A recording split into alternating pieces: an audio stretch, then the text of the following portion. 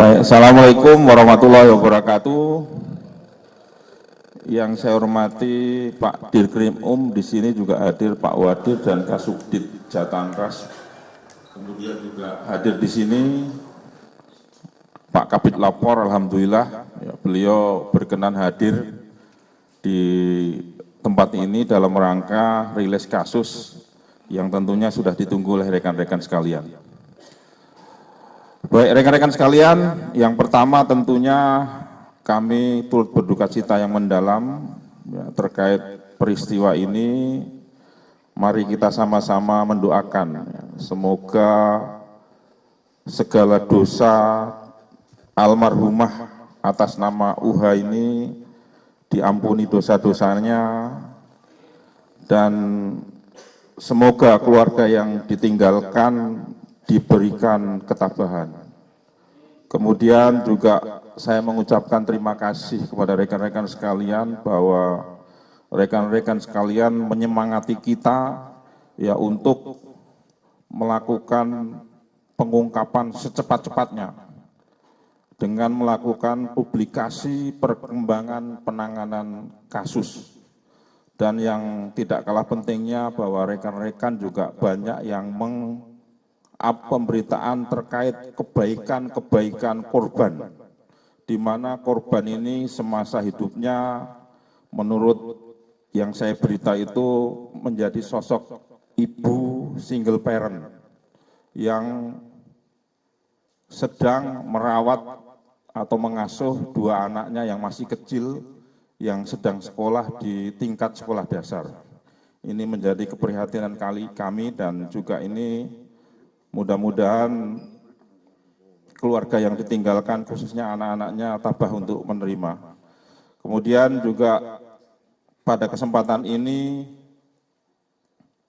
Pak Dirkrim nanti akan langsung menyampaikan baik itu kronologis peristiwa yang terjadi dari mulai pertama penemuan koper yang berisi potongan tubuh di wilayah Ngawi sampai dengan proses pengungkapan dan penetapan tersangka termasuk konstruksi hukumnya nanti seperti apa, nanti akan disampaikan oleh Pak Dirkrim. Kemudian juga yang perlu menjadi catatan kita di sini bahwa pengungkapan secepat-cepatnya ini kurang lebih 3 hari ya setelah penemuan koper itu, Pak Kapolda Jawa Timur Irjen Pol Dr. Andes Imam Sugianto langsung memerintahkan Pak Dirkrim Pak Kabid Lapor, Pak Kabid Dokes ya untuk membantu membackup ya bahkan mengambil alih ya penanganan kasus ini, dibantu oleh beberapa Polres jajaran baik itu Ngawi, Kediri, Tulungagung maupun Blitar. Ini kerja kolaborasi antara Polda Jatim dan jajaran sehingga bisa mengungkap peristiwa ini dalam kurun waktu kurang lebih 3 kali 24 jam. Untuk itu kami persilahkan kepada Pak Dirkrim untuk menyampaikan beberapa hal terkait dengan peristiwa ini. Kepada Pak Dirkrim waktu dipersilahkan.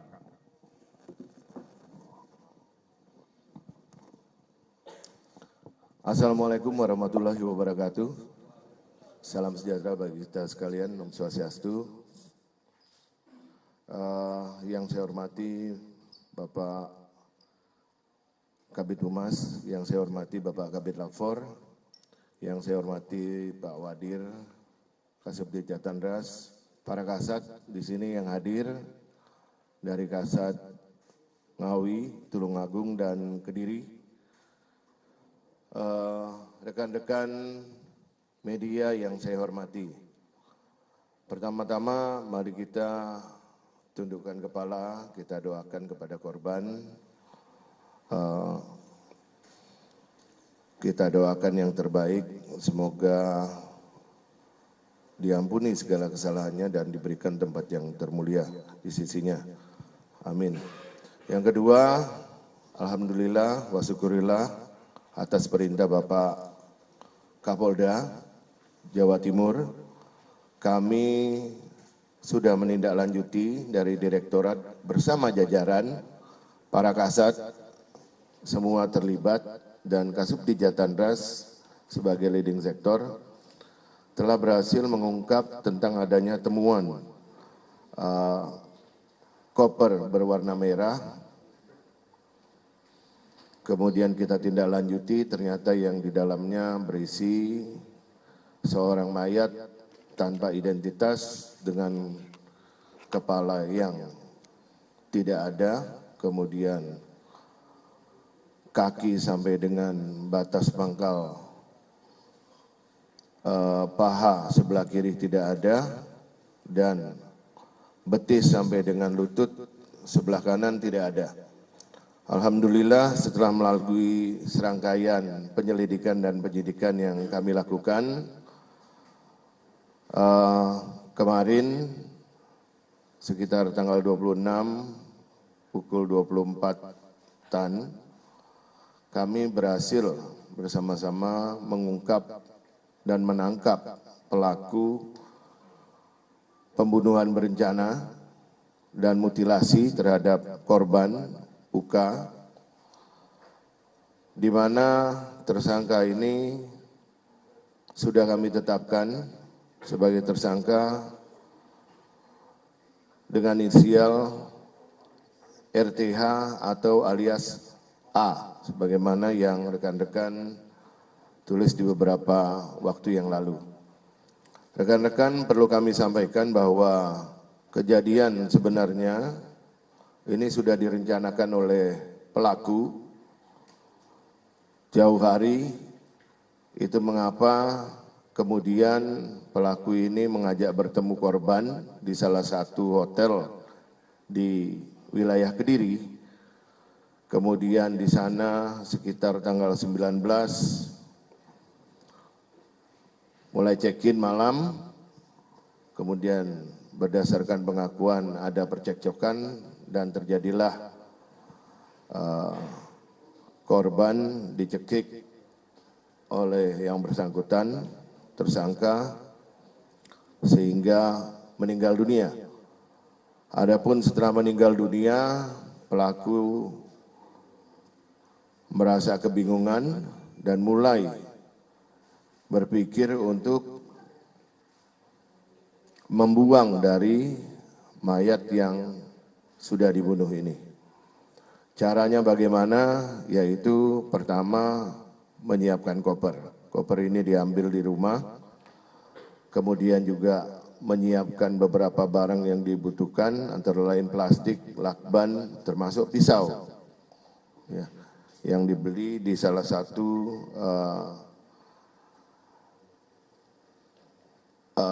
tempat. Ya. Kemudian sekitar tanggal 20 dini hari, itu korban melakukan aksinya, dalam arti melakukan mutilasi. Kenapa dilakukan mutilasi? Karena awalnya korban ini akan dimasukkan secara utuh di dalam koper. Tapi karena tidak cukup, kemudian dimutilasi. Diawali mulai dari kepala korban. Kemudian diupayakan masuk, tidak cukup lagi. Kemudian dimutilasi lagi kaki kanan, ulangi kaki kiri sampai batas paha. Diupayakan lagi dimasukkan, ternyata tidak cukup, baru terakhir betis yang dimutilasi. Setelah itu baru yang bersangkutan merencanakan untuk membuang dari beberapa potongan, baik itu kepala maupun kaki. Yang pertama kali dibuang itu bagian kaki di daerah Trenggalek. Nah, kemudian upaya untuk membuang kepala ini sempat dilakukan pada saat membuang itu kepala terbentur dari jendela sehingga kembali kepalanya itu.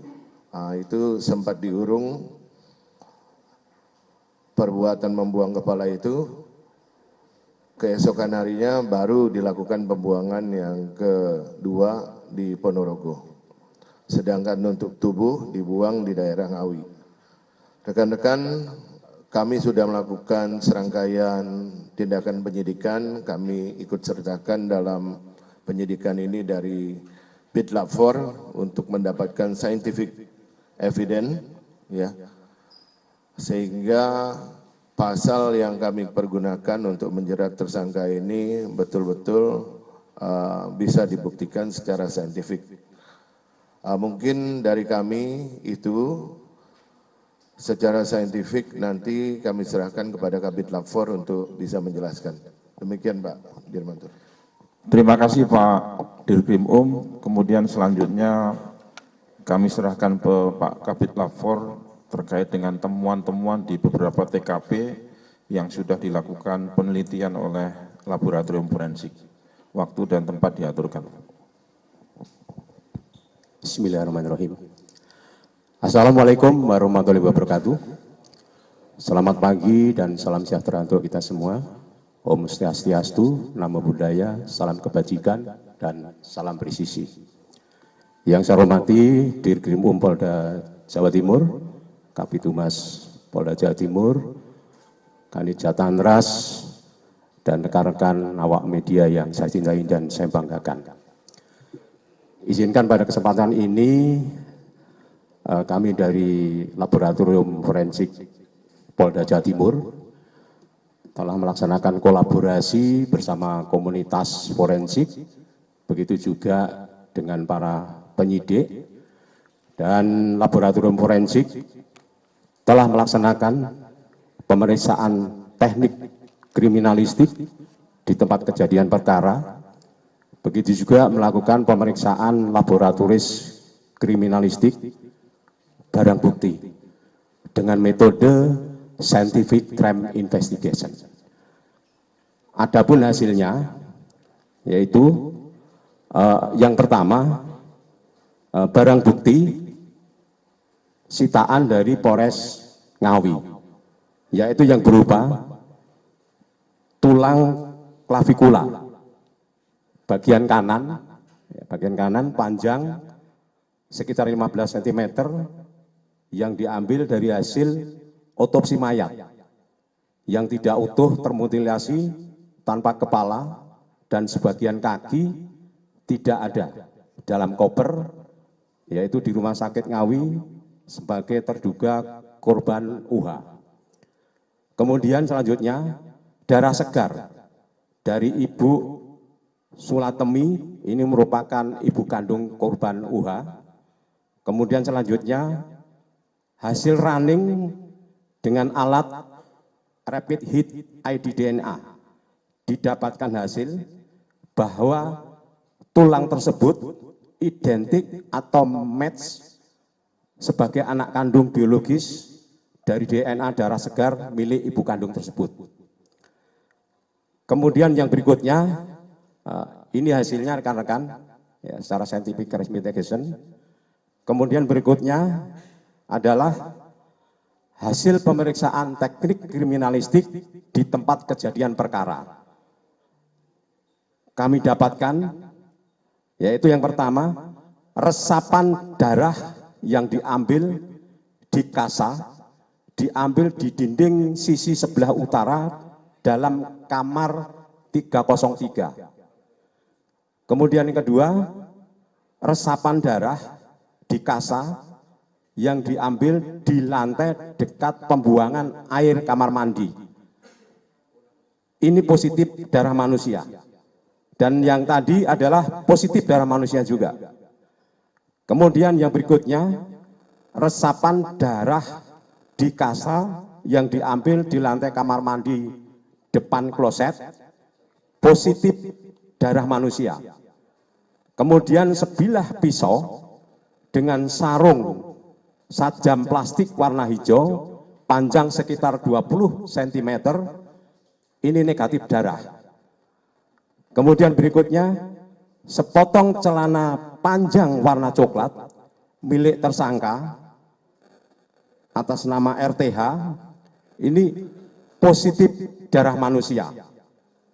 Kemudian sepotong kaos lengan pendek warna hitam milik tersangka, RTH negatif darah, kemudian mobil Toyota Veloz warna putih nopol AG 1179 TE negatif darah. Kemudian yang berikutnya ada 4 handphone saat ini dalam proses pemeriksaan secara laboratorium kriminalistik. Kemudian berikutnya adalah 4 rekaman CCTV dalam proses pemeriksaan, tetapi sudah kita periksa ini, hasilnya nanti akan saya sampaikan. Kemudian hasil running lanjutan profiling DNA dengan alat rapid hit ID DNA menunjukkan bahwa profil barang bukti yang tadi saya sebutkan, yaitu resapan darah di kasa yang diambil di lantai dekat pembuangan kamar mandi dengan celana panjang milik tersangka RTH adalah match dan identik dengan barang bukti tulang klavikula yang telah kita periksa. Tentunya hal ini rekan-rekan sebagai petunjuk utama bahwa terjadinya tindak pidana perbuatan tersebut adalah pembunuhan yang kita buktikan secara scientific crime investigation. Kemudian yang selanjutnya, kami telah melaksanakan pemeriksaan terhadap CCTV, yaitu secara digital forensik. Ditemukan 2 channel CCTV, satu channel 10 dan channel 13, yang mana channel 10 pada tanggal 20 Januari 2025 pukul 01.33 waktu CCTV menunjukkan aktivitas tersangka dari mulai datang, menurunkan koper, hingga memasukkan koper ke dalam mobil bernopol AG 1078 PB berwarna putih. Ini ada gambarnya rekan-rekan.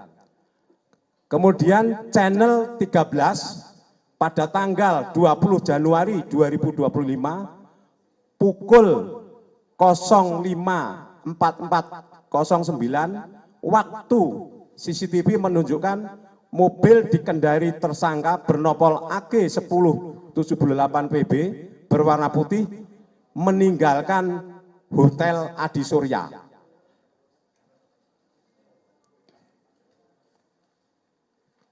Kemudian yang selanjutnya, pada tanggal 20 Januari 2025 pukul 01.01.33 kamera 10 waktu CCTV tampak 2 orang laki-laki duduk di teras depan hotel, yang satu berdiri dengan membawa koper berwarna merah turun dari mobil belakang.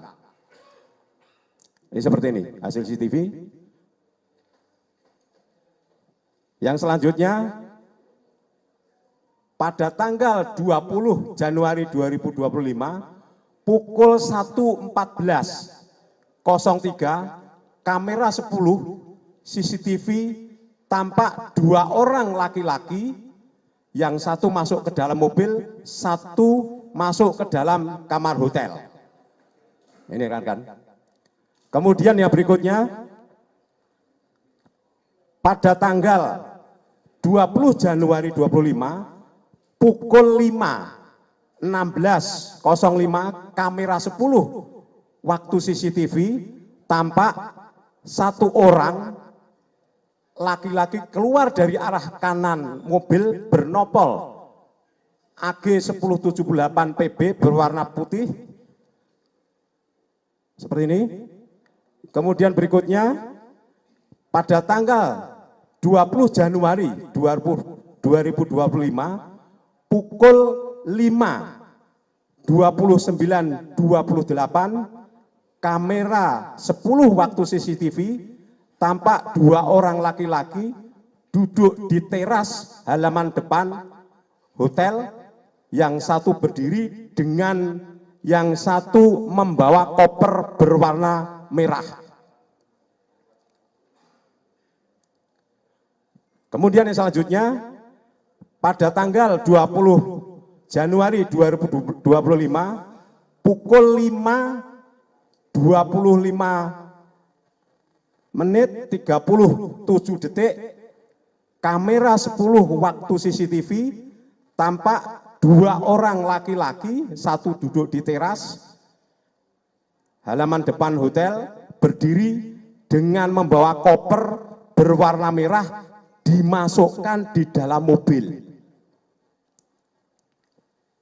Kemudian yang terakhir, pada tanggal 20 Januari 2025, pukul 5.44 menit 9 detik, kamera 13 waktu CCTV mobil bernopol AG 1078 PB berwarna putih meninggalkan hotel. Saya rasa demikian rekan-rekan hasil laboratorium forensik yang telah kami laksanakan dalam rangka membantu bantuan teknis kepolisian secara scientific crime investigation. Terima kasih. Wassalamualaikum warahmatullahi wabarakatuh. Terima kasih. Terima kasih Pak Kabid Lafor. Barangkali rekan-rekan ada yang mau ditanyakan? Ya, Bim. Kasih mic, ada mic nggak? Ini nih.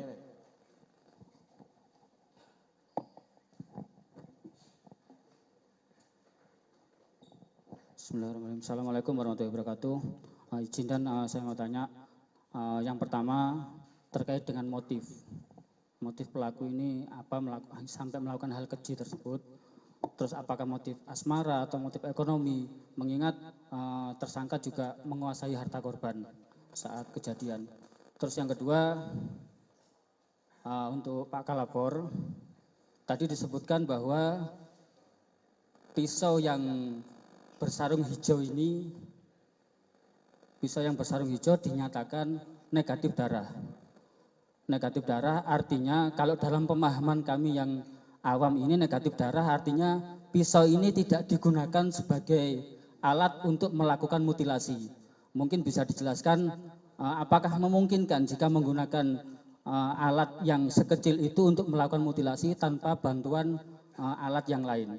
Terus yang berikutnya, yang ketiga, terkait dengan tadi temuan CCTV yang menggambarkan ada 2 orang lain yang ikut membantu mulai dari mengangkat koper merah dan lain sebagainya. Apakah 2 orang itu sudah dilakukan pemeriksaan dan statusnya seperti apa? Mungkin itu saja. Terima kasih. Assalamualaikum warahmatullahi wabarakatuh. Baik, terima kasih rekan-rekan. Ya, perlu kami sampaikan bahwa terkait motif ya, hasil dari pemeriksaan terhadap tersangka diketahui bahwa motifnya ini adalah pertama, korban ini sakit hati, ada sakit hati dan juga cemburu. Cemburunya kenapa? Karena diketahui korban ini pernah ketahuan memasukkan laki-laki lain ke dalam kos korban. Ya, sementara tersangka ini di dalam di sekitaran kos-kos korban ini mengakui sebagai suami siri dari korban. Kemudian korban ini juga sering minta uang kepada pelaku.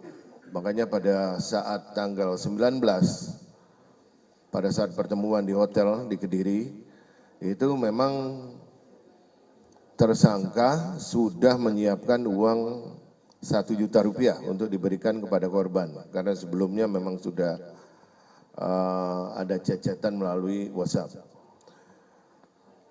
Lainnya lagi apa sakit hatinya, bahwa berdasarkan hasil pemeriksaan tersangka ini juga memiliki seorang anak perempuan, di mana korban ini pernah berucap kepada tersangka bahwa korban mendoakan kalau nanti sudah besar anaknya ini menjadi, mohon maaf, PSK. Itu juga membuat tersangka ini sakit hati. Lainnya dari hasil pemeriksaan bahwa korban tidak terima karena pelaku ini memiliki anak yang kedua, sehingga dari korban sendiri ya sempat melontarkan supaya pelaku ini menghilangkan anak keduanya. Itu motifnya yang kami ketahui berdasarkan hasil pemeriksaan terhadap tersangka. Betul tadi yang disampaikan oleh Kabid Lapfor bahwa berdasarkan CCTV ada 2 orang di situ. 2 orang di situ adalah satu tersangka yaitu RTH alias A, yang satu lagi sudah kita amankan dan sudah kita periksa untuk mendalami peran dari yang bersangkutan. Karena sementara hasil pemeriksaan yang bersangkutan adalah masih kerabat dari tersangka, kemudian dimintai tolong untuk ngedrop tersangka ini ke rumah neneknya di daerah Tulungagung, rumah kosong. Nah, rekan-rekan kalau dilihat dari Tempus, ini kan kejadian sejak tanggal 19 sampai dengan 23 pagi baru diketemukan, bahwa mayat ini sempat nginap di beberapa tempat, antara lain rumah kosong di Tulungagung, ya. Kemudian baru tanggal 21 itu dilakukan pembuangan tahap pertama, baru dilanjutkan. Kemudian tanggal 22 itu pembuangan tahap kedua, itu terhadap kepala yang sempat terpental kembali ke dalam mobil pada saat dibuang. Kenapa pada saat itu diurung, tidak langsung membuang kepala yang mental kembali ke dalam mobil? Karena pada waktu itu di belakang mobil tersangka ada sepeda motor, pengendara sepeda motor, sehingga dikhawatirkan dicurigai, maka diurung. Jadi kepala itu sempat dibawa oleh yang bersangkutan untuk nginap kembali. Itu ya rekan-rekan. Untuk alat sementara memang diakui oleh tersangka menggunakan pisau buah. Secara saintifik hasilnya negatif, mungkin nanti Kabid Lapfor bisa menjelaskan. Demikian, terima kasih. Terima kasih Pak Dirkrimum. Barangkali Pak Kabid Lapfor juga bisa menjelaskan terkait ada 2 orang di CCTV yang ditanyakan, kemudian juga pisau itu tadi. Monggo. Terima kasih. Kami akan memberikan penjelasan berkaitan dengan sebilah pisau tadi yang kami sampaikan adalah negatif darah. Ya, tentunya sesuai dengan prinsip kami dalam memberikan bantuan teknis kepolisian bahwa harus transparan, akuntabel, dan berkeadilan. Jadi kami sudah berupaya untuk memeriksa mulai dari pisaunya, kemudian sarungnya. Jadi itu tidak terdapat darah. Ya, namun itu diakui oleh pelaku. Ya, apakah setelah melakukan itu dibersihkan atau dicuci? Nah, yang jelas pada saat kami periksa tidak terdapat darah. Kemudian berikutnya ada seseorang yang berada di sini. Ya, jadi CCTV menunjukkan ada orang yang berada di situ. Tetapi kami tidak melihat apa aktivitasnya. Nanti akan didalami oleh penyidik. Demikian, terima kasih. Ya, mau ngomong.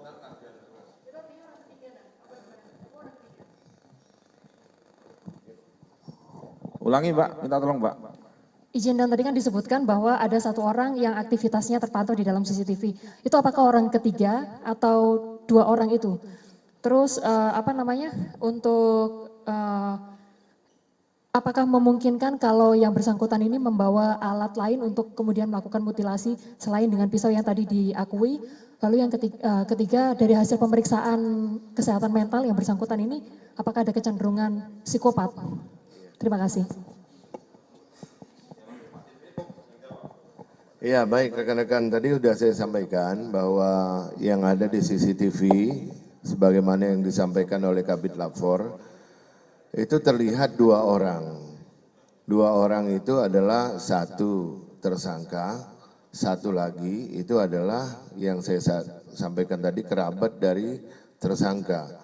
Perannya apa sampai dengan saat ini kita lakukan pemeriksaan, itu masih dalam tahap beliau diminta untuk ngedrop tersangka ini ke hotel gitu ya. Dari hotel ini jadi saya sampaikan kepada rekan-rekan ketika tanggal 19 itu datang tersangka itu menggunakan Grab. Nah ketika selesai melakukan perbuatan sekitar 23.30 itu baru mencekik, kemudian ditinggal korban itu di dalam hotel. Kemudian tersangka ini menghubungi kerabatnya itu minta tolong dijemput. Kemudian setelah dijemput, minta tolong diantarkan ke rumah neneknya yang di Tulungagung, rumah kosong itu. Ya. Nah, peran sementara yang baru kami dapatkan itu, apakah turut melakukan perbuatan pidananya masih kami dalami. Itu ya. Nah, kemudian terkait apakah ini psikopat, saya kira bukan kapasitas saya untuk menjawab, tapi ini akan menjadi bahan pertimbangan bagi kami. Akan kami periksakan juga ke psikiater nantinya. Itu ya Mbak Ika ya. Terima kasih ya. Cukup ya rekan-rekan? Cukup kita.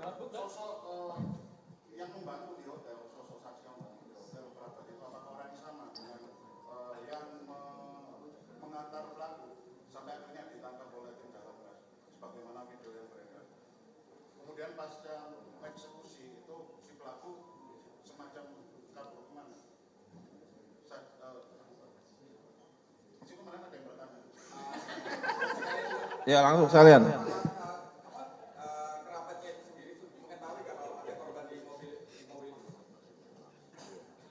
Ya, tadi saya sampaikan rekan-rekan, kami masih mendalami ya peran dari kerabatnya ini. Apakah pada saat kemarin ditangkap ada kerabatnya ini, sepengetahuan kami tidak ada, gitu ya. Tapi nanti untuk peran akan kami dalami lagi apakah perbuatan dari kerabatnya ini turut serta dalam melakukan perbuatan pidana. Apakah dia tahu dalam koper itu ada mayatnya? Sampai dengan saat ini masih kita dalami. Memang dalam pemeriksaan sementara kalau dilihat di CCTV itu yang mengangkat tersangka sendiri, bukan dibantu. Perannya itu sementara hanya baru sebatas antar jemput, ya, itu ya. Ya cukup ya rekan-rekan. Ya wis satu lagi. Ya. Kowe wis tadi. Nah itu yang belum, yang sudah. Yang belum. Ya. Wahyu apa?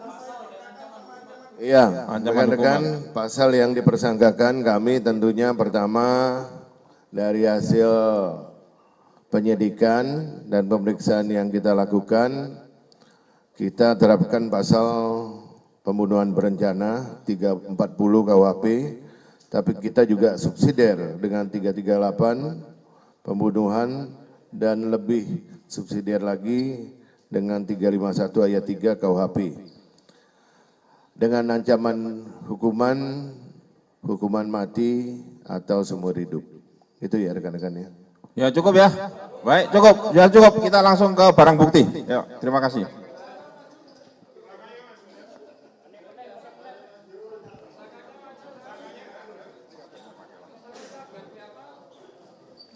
Baik rekan-rekan kita langsung foto barang bukti.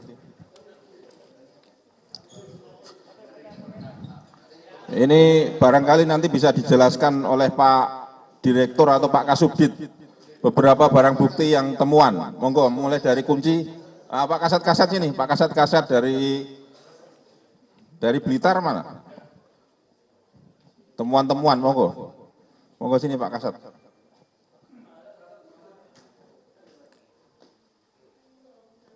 Izinan, ini yang mau jelaskan barangkali dari Kasubdit atau Komandan? Ya, pisau, ini pisau.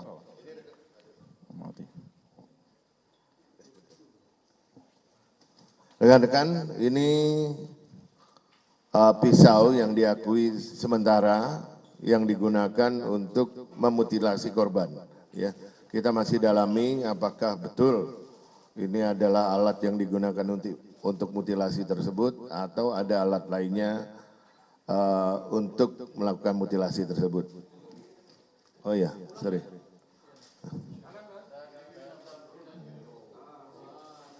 Ya udah, lanjut. Ini apa lagi Pak? Tambang ini, Jan. Ini barangkali digunakan untuk ini Pak Wadir. Ini tambang, ya tambang yang digunakan untuk mengikat tubuh yang ketika di dalam koper sehingga agak bisa dimasukkan ke dalam. Termasuk ini ya, Pak Direktur, ini juga sama, tambang juga untuk mengikat ya. Untuk mengikat termasuk apa namanya, gelang yang ada pada korban. Kemudian kami juga sampaikan kepada rekan-rekan bahwa di luar kita juga menyita 3 unit kendaraan roda 4 antara lain ini kuncinya, ada mobil R3 itu punya korban yang sempat dijual. Kemudian dari hasil penjualan R3 itu kemudian kita menyita ada Vios. Vios itu adalah pembelian dari hasil penjualan R3. Kemudian juga kita menyita satu lagi Veloz, yaitu kendaraan yang digunakan sebagai sarana untuk membuang dari organ tubuh yang sudah dimutilasi. Demikian ya rekan-rekan. Hasil penyidikan yang kita ketahui bahwa yang membeli itu seseorang warga di Kediri. Sudah kita mintai keterangan. Ya.